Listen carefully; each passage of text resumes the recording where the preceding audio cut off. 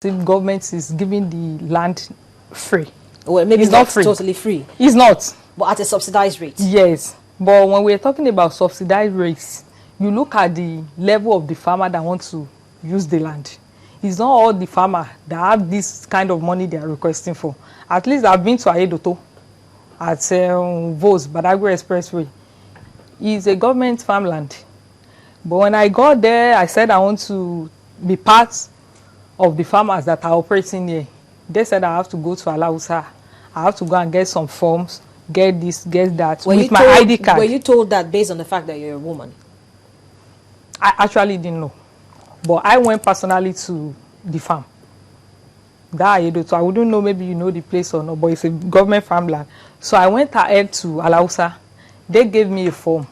I filled that form based on what I have on my farm at that time, but it was about 2 years back. Okay.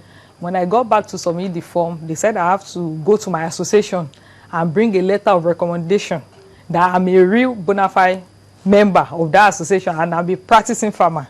I went ahead and do that because I used to be an active member in my association. Okay. They gave me the letter. I took the letter down to Alausa. They said I should attach it to the document, which I did. They promised to get back to me. If they will get back to me tomorrow, that I wouldn't know. I was at Alausa severally. Okay. Nothing was forthcoming. So what else do you expect that a farmer like me would do? Now, you talked so much about accessing funds. Yeah. We're going to talk about that in just a moment. We'll take a quick break. All right. And when we come back, we'll come back to how gender inequality is actually affecting, you know, the progress of agribusiness in Nigeria. You're still watching Business Morning on Channels Television and we're broadcasting live from Lagos, Nigeria. I've been focusing on women in agriculture and I actually have with me here a farmer who is actually very passionate about what she does. Even though she's not into crop farming, she's actually a fish and poultry farmer. But then there's still those challenges, there's the gender inequalities that we've been talking about in the last couple of minutes. Folashade Liadi is the CEO of Bafelex Farms and she will be here when we come back in just a moment. Welcome back. You're still watching Business Morning on Channels Television. We're broadcasting live from Lagos, Nigeria. Well, today we're focusing on women in agriculture, and I have here with me in the studios a farmer. She is a fishery and poultry farmer, Folashade Liadi. She's the CEO of Bafelex Farms. Thank you so much, Folashade, for sticking around. Well, just before we went on that short break, we were talking about accessing funds. You kept mentioning it, at least in the better part of when we started this conversation.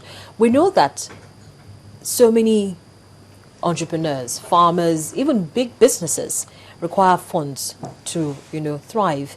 And agriculture is no different. Now, so many donor organizations, world donor organizations, and even domestic agencies have actually, including the banks, have tried as much as possible to make access to funds very easy, especially for agriculture, now that we know that the federal government is really very passionate about it. But could you just, you know, give us your own experience? What has it really been like accessing funds from any of this institution, especially as a woman? You know, it's been a very big task accessing funds from the banks. Because the last time I went to the bank to get a loan, what they were requesting for, there are things I couldn't just get on my own. Firstly, 2 guarantors, fine. They have a very functioning account of which I can get. My husband can stand for me as a guarantor and it's accepted. And 1 other guarantor. But apart from that, the interest rate is on the high side. Well, now that, you know, the banks are saying that they've brought interest rates to single digits, as in below 10%, isn't it supposed to be easy now to access? I think that is what they've been saying. I don't think it's realistic enough. Okay, now let's leave the bank for a minute. Yeah.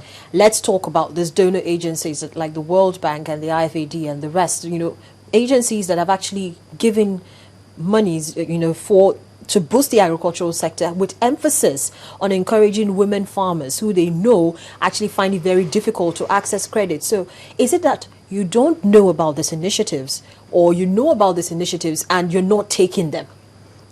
Fine.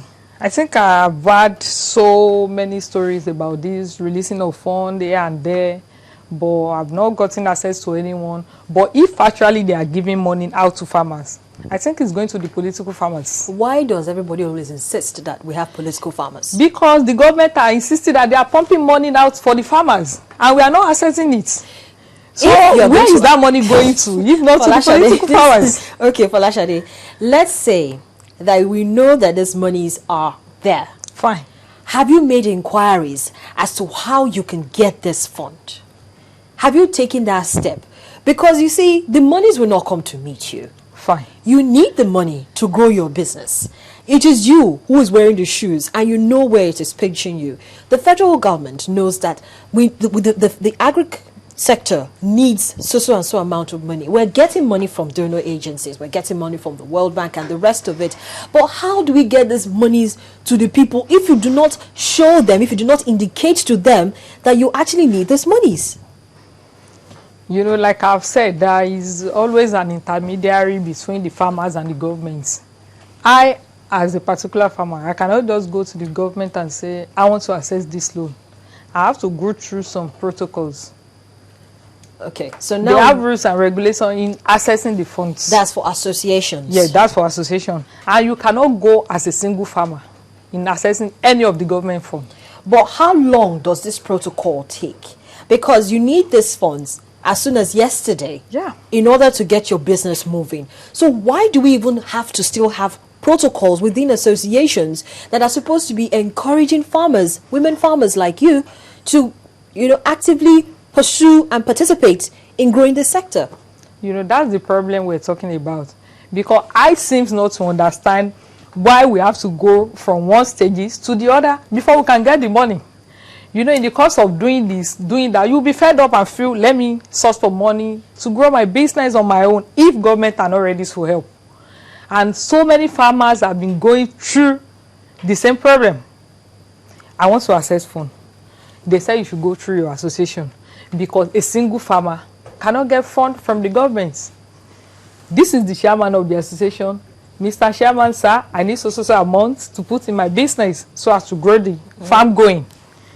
Chairman will say, you have to go to the state level and get a form.